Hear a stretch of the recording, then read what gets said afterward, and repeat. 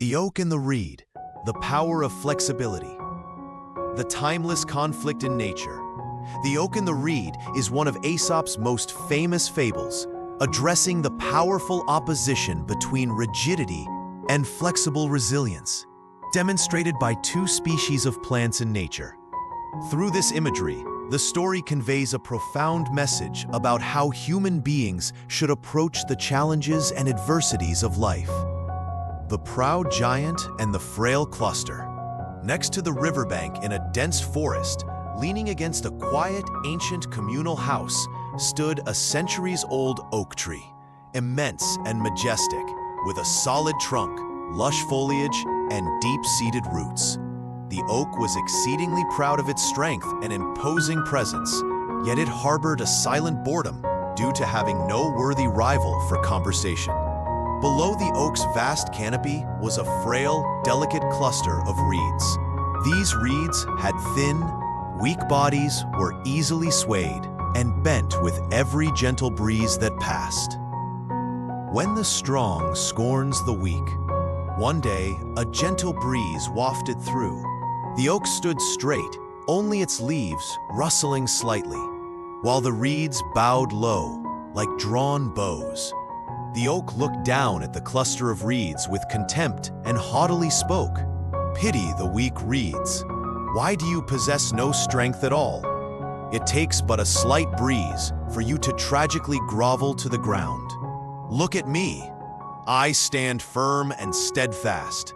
Should a storm or tempest arrive, I will neither tremble nor bow my head."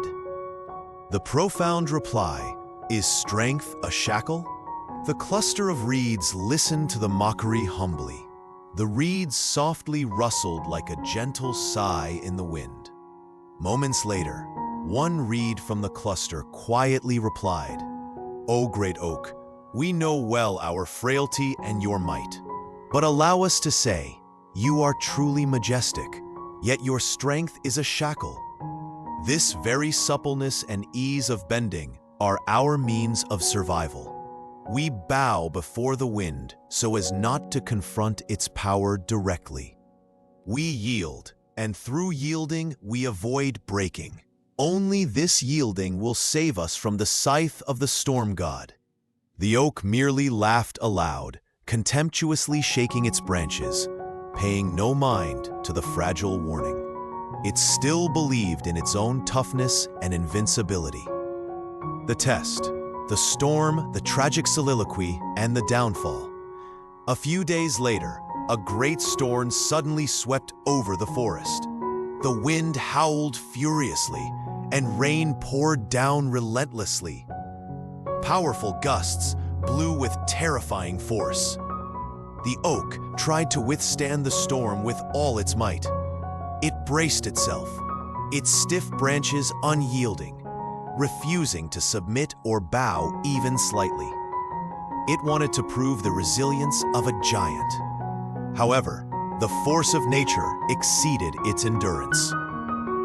The wind grew stronger and stronger, blowing fiercely against the oak's trunk, tearing at the stiffest branches, and wrenching the deeply embedded roots. Finally, with an earth-shattering crash, the oak was felled by the storm, its colossal trunk splitting in two, collapsing upon the ground. The aftermath, the reed's survival, and the final whisper. Meanwhile, the cluster of reeds stood firm. As soon as the storm began, the reeds softly yielded to the wind. They alternated between bowing low and curving with the gusts, letting the tempest pass over their heads, rustling back like the lullaby of Mother Earth. When the storm passed, the reeds slowly straightened up. Although a little drenched and slightly battered, they were intact.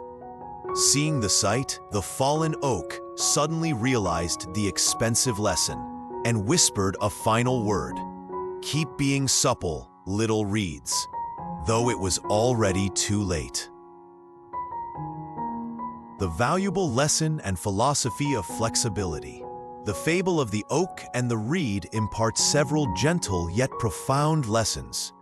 Self-aggrandizing pride in one's strength leads to a tragic downfall, while the humility and flexibility of the reeds allow them the resilience to thrive in the elements.